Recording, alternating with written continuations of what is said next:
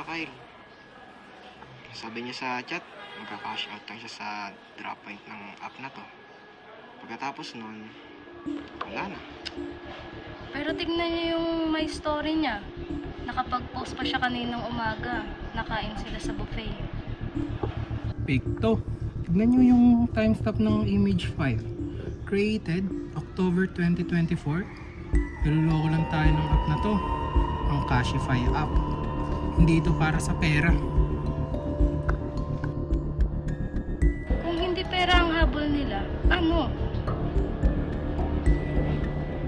Sino yung nasa comment niya? Sino si Robert? Wala naman siyang kaibigan na Robert. At saka tignan mo. Matanda yung nasa picture tapos malabo. Teka lang, siya ba talaga yan? Di ba hindi mahilig sa si Miko?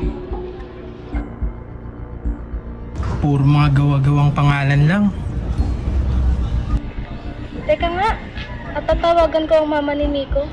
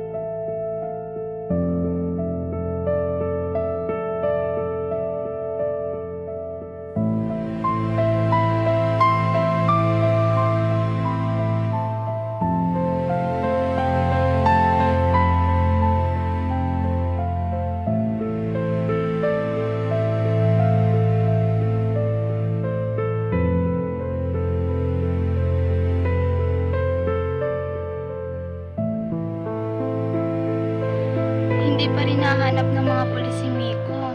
Nag-aalala na ako sa anak ko. Hindi ko alam ang gagawin ko. Wala na kaming pera. Lahat ng ipon namin naubos na kakapunta kung saan-saan para lang mahanap namin siya. Hindi kami suko sa paghahanap sa kanya. Maraming salamat sa inyo, Sarah, ha? Sa inyo ni Jojo at Kyle. Hayaan nyo at pag nakabalik si Kyle, babawi ako sa inyo. Pangako yun. Ang mahalaga po makabalik si Miko. Kahit huwag nyo na po kaming sukayan. Sige ho, tita. Mauna na ho kami. Balitaan po namin kayo sa paghahanap namin sa kanya. Kapag po may update na sa mga polis, pakisabihan nyo rin po sana kami.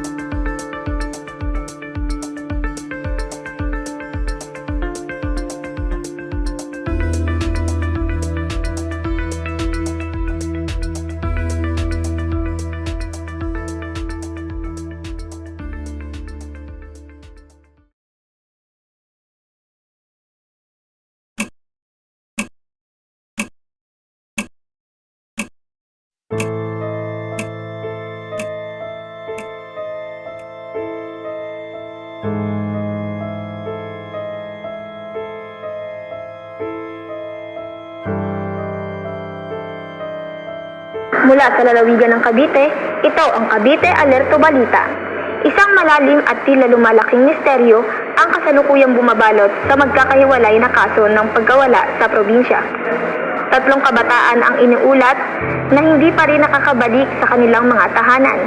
Sila sina Kyle, Sarah at Jojo. Ngunit ang mas ikinababahala ng mga otoridad at ng komunidad ang kaibigan nilang si Miko, na kanila sanang hinahanap at tila naglaho rin na parang bula. Maghatid tayo ng mas malalim na ulat. Narito ang ating field reporter, Jeffrey Cruz, live mula sa Cavite. Salamat, partner. Mabigat ang atmosfera dito ngayon sa Cavite habang patuloy ang malangumpay na paghahanap ng mga pamilya at ng mga lokal na otoridad sa 4 na kabataan.